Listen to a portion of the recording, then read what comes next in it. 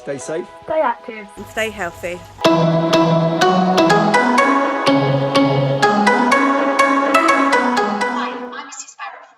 Physical activity and sports specialist, and we hope you're keeping active and healthy at home or at school. This PE lesson is aimed at children in reception classes, so early years foundation stage, and it is one of our athletics sessions. In this PE lesson, we're going to be taking you on travelling journeys. There's a huge amount you're going to need for this lesson other than a big clear space, whether that's inside or outside, and ideally some things you can use as markers or obstacles that we're going to travel around. I've got rubber spots that I use for PE lessons, but you might use books or cushions if you're working indoors, or cuddly toys, or sort of pots and watering cans and things if you're working outside. And ideally, if you have a skipping rope or string, that will be good for one of the tasks later on too. So if you'd like to pause the video there and grab the equipment that you need to get ready for our warm-up.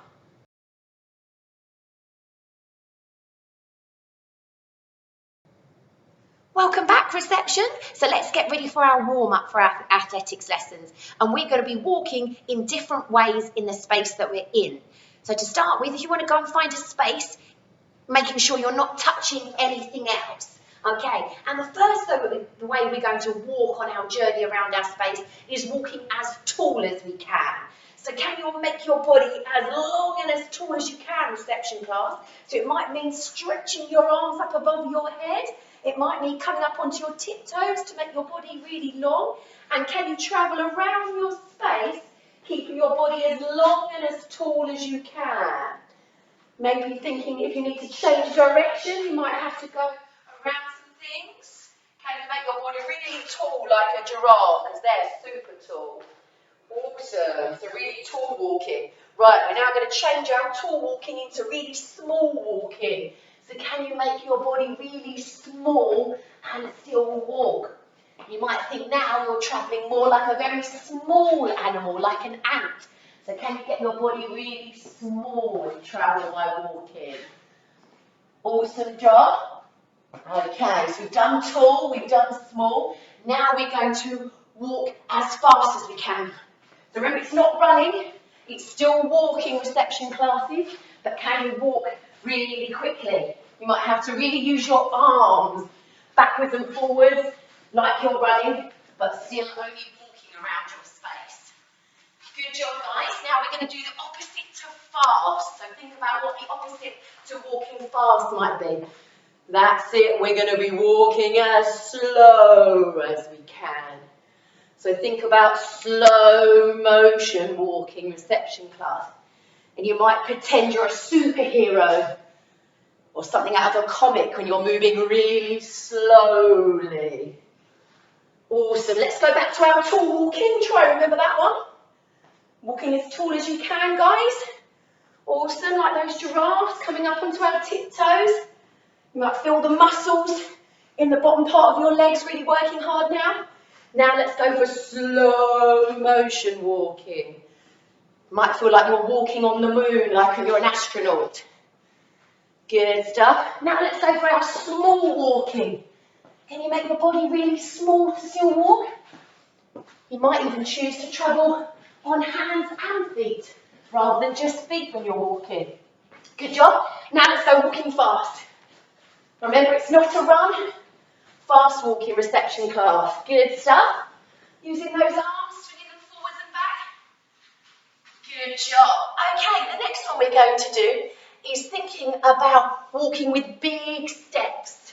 So how can you do big steps reception class? One foot to the other. Big strides. We did something like this when we did jumping. Striding, so big steps. Now, thinking of opposite to big, can we now do small steps? Can we do really, really small steps? Still moving, but moving a lot smaller this time. And big again. Small. Fast. Tall. So listen for the words. Think about how you're going to travel. Fast. Small.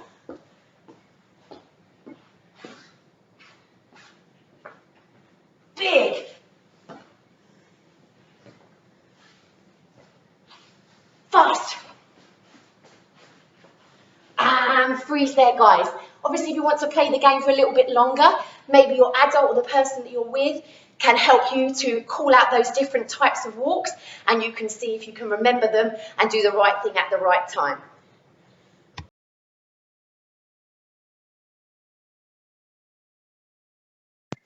Okay, hopefully your bodies are nice and warm now, reception class. For the next activity, ideally you'll need your skipping rope if you have one. If you haven't got skipping rope, maybe you can lay down on the floor some string or some sort of other sort of ribbon or rope that you might have. And we're going to lay it down in a straight line, like I've done just in front of my knees there to start with. And we're going to act like a tightrope walker at the circus to see if we can start at one end of the rope, walking in a perfectly straight line, following my rope, all the way to the opposite end without falling off my rope. So we need to balance really, really carefully and maybe move quite slowly to make sure we don't lose our balance, okay? So if you want to grab your rope and see if you can lay it down in a straight line on the floor and get ready to start at one end. Okay, now I have to be really careful to make sure I balance and keep on my rope. So I can't move too quickly, otherwise I might wobble and I don't want to fall off all the way to the end. How did you get on, guys? Did you manage to stay balanced as well, like a tightrope walker, and not fall off? You can obviously pause the video there as many times as you need to keep having a go. We're now going to have a go at some other different shapes that we can draw with our bodies using our string or our rope. So we've had a go at a straight line. I'm now going to move my rope slightly to make it a bit more of a curved line. Can you see that, guys? So I'm still going to follow it, moving quite slowly, keeping my body still and balanced, but now it's got more of a curved shape rather than a straight line. Maybe it's going to be easier, maybe it's going to be more tricky, I wonder. So again, I'm going to start at one end, and can I balance, taking my time to follow the line wherever it might go. A little bit trickier that time, because I had to make sure I was able to adjust and move my body and turn to get round those bends and the corners. So maybe you can have a go at doing a curved journey rather than a straight journey this time. See how you get on. I'm also going to try and make it into a circle. Obviously you need quite a long piece of string or rope for this one. So see if you can make your rope into a circle and walk around the circle again. Maybe you can see how many times you can do it in a minute if somebody at home can time you to see if you make sure you keep your balance. And there's a number of other different shapes that you can make, like triangles, like squares, to see if you can follow those journeys. So if you want to pause the video and explore different shapes that you can make on the floor and different walking journeys you can do.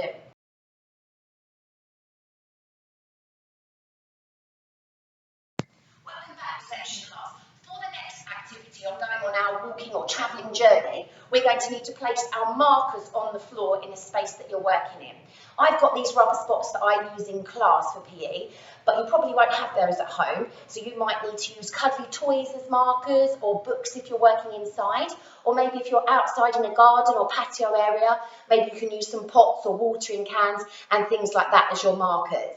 You need to space them out so that they're not too close together to start with, because if they're too close together, it's really tricky to travel and go on our journey without touching them. So make sure you're giving yourself space to travel between. Once you've set your markers out on the floor, you're ready to start your travelling journey. Okay, we're going to pretend we are racing cars for our travelling journey. And racing cars always start in first gear, okay? And the same as any car, you'd always need to start in first gear because that's the slowest speed, so you can gradually get quicker. So our slowest speed on our racing car is going to be walking speed to start with. So you're going to find a space and see if you can walk around your markers without touching them. So making sure you're looking forward so you don't touch anything or anyone. Are we ready? Let's go. So walking around the markers on the floor, making sure you don't touch any of them. Now if they're quite close together, guys, that will be quite tricky. So always looking where you're going and looking at your markers. Good job, keep it going, guys. And remember, when you're walking, I often say in class, move your thumbs from your hips, that's here, to your lips, which is your mouth. So see if you can move your arms forwards and backwards as you walk with your thumbs moving from your hips to your lips. And then you can really think about walking in a really good, strong way. Good job, guys. Okay, so if you did a good job at gear 1, travelling in first gear, I wonder if we can challenge you now to work at gear 2. So if gear 1 was walking speed, I wonder how we're going to travel at gear 2. Yeah, you've guessed it, guys, it's a little bit faster than walking, so we're going to try jogging speed this time. So same activity, try not to touch our markers, but this time at jogging speed. And I'm still going to move my thumbs from my hips to my lips. Let's go. So jogging speed now, making sure you don't touch anything, any markers or anything around the edge of your space. Looking where you're going and looking at your markers. It's a little bit harder at jogging speed, but you're doing an awesome job. And remember, hips to lips with those thumbs. Keep it going, guys. And remember, whoever you're working with could challenge you by moving your markers a little bit closer together if it's getting a little bit too easy for you. But guess what? After second gear, race cars, we're going to move up to third gear. So if first gear was walking, second gear was jogging, what speed do we think we're going to travel at for third gear reception class? It's going to be faster. It's going to be running speed. Now be really careful, particularly if you're working inside in a smaller space. Make sure you're looking where you're going and you haven't got anything in the way other than these markers that you're going to bang into. And it might get a little bit trickier this time to do twists and turns, okay, to change direction, so be careful. Okay, let's ready to travel in third gear, guys. Off we go. So in and out of those markers without touching them. Good job. Looking where you're going. And moving your thumbs from your hips to your lips. Are you doing a good job, guys? Keep it going. It's looking really good to me. I like the way you're looking forwards where you're going whilst you're running. Awesome job. Okay, if you need to, take a rest there because running is obviously a lot more tiring than we will go on our walking journeys. Okay, we're now going to see if we can remember those 3 different speeds that we were travelling at. So first gear, second gear and third gear, and see if we can still travel around our markers like a race car, but in the right gear, so in the right speed. Okay, so in a moment you're going to go and find a space and I'm going to call out either first gear, second gear or third gear. And I want you to listen really carefully, so turn those ears on and make sure you are moving and travelling at the right speed that I asked you to travel at.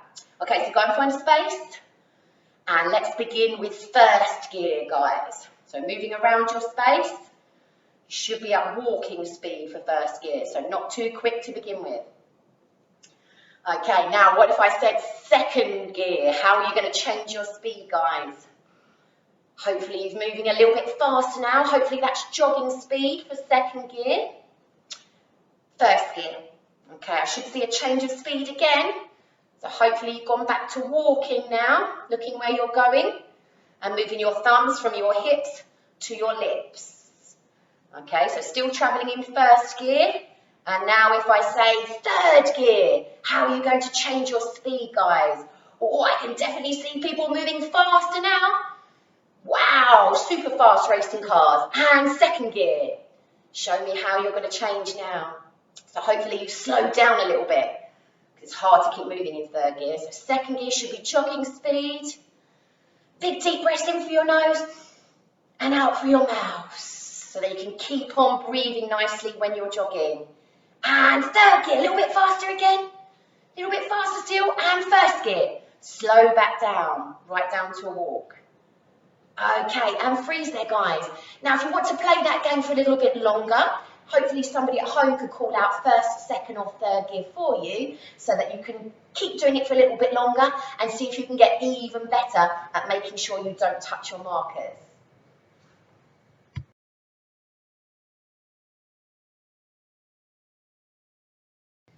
Welcome back, guys. So now on to our final activity empty our cool down. You've worked so hard today, going on lots of different travelling journeys, and hopefully your heart's been beating nice and fast. You've been breathing a bit deeper, and your body probably feels a fair bit warmer now because you've been working really hard. So what we're going to be doing now is our last activity, where we're going to be going on a walking journey with somebody in our household. So hopefully there's an adult there, or an older brother or sister or somebody else that you might be able to work with. And you're going to each have a number, 1 or 2. To start with, I'd like your adult to be number 1, or the person you're working with to be number 1, and you're going to be number 2. Number 1 is going to stand in front, and number 2 is going to stand behind. So see if you can work out how you're going to be. 1 in front, 2 behind them. Okay, now to begin with, number 1 is going to be the leader, and they're going to take you on a walking journey. That journey could be around your lounge, it could be around your garden, it could be around your whole house, okay? And number 2, you are going to follow and copy behind them. So wherever your number 1, your leader goes, your number 2 is going to copy and follow, okay, wherever they want to go. Equally, leaders, if it's appropriate, you can choose the speed you want to travel at, whether that be first gear, second gear, or third gear, depending on where you're working in the space that you've got. And whatever gear you travel in, you need to make sure your number 2, the person behind you, is copying and following you at the same speed and in the same direction. So that's a little bit tricky, guys. So you need to work together as a team and make sure you're both staying together. After a little while, you can swap over. So if you've been able to copy your partner really well, maybe swap over, see if you can lead them and they can copy you. And you might even be able to get your own back on whoever you're working with at home. Okay, guys, so I hope you've really enjoyed travelling in different ways and travelling on different journeys today. And hopefully you're going to tune into our next PE lesson, which is going to be working on keeping on going without stopping, which is really important in athletics. And until then, stay safe, stay active, stay healthy.